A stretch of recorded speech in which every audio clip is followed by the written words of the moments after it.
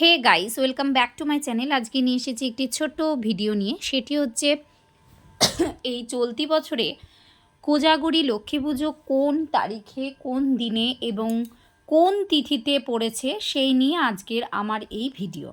তবে শোনো, বাঙালি পার্বণের ক্যালেন্ডারের মধ্যে থাকে শারদ পূর্ণিমার কোজাগরি লক্ষ্মী পুজো।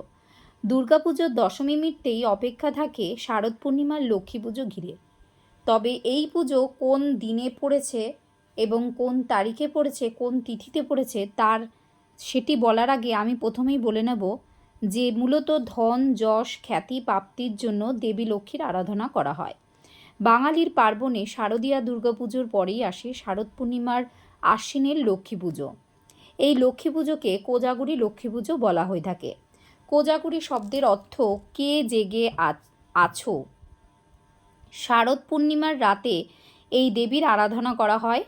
2024 সালের কোন তারিখে পড়েছে এবার তোমাদের বলবো, সেটি 16ই অক্টোবর সন্ধ্যা 7টা 23:45 পড়েছে পূর্ণিমা। তিথি থাকবে 17ই অক্টোবর সন্ধ্যা 5টা 17:36 পর্যন্ত। এই তিথিতেই কোজাগরি লক্ষ্মী পুজো করা যাবে। বাঙালির ঘরে কোজাগরি লক্ষ্মী পুজোর আলাদা কিছু সাজসজ্জা রয়েছে। যেমন কলার ছড়া দিয়ে তৈরি হয় বাণিজ্য তরী। পুজোর বেদিতে অনেকে সোনা রূপো রেখে দেন। এই পুজোর আলপনাতেও থাকে বিশেষ চিহ্ন।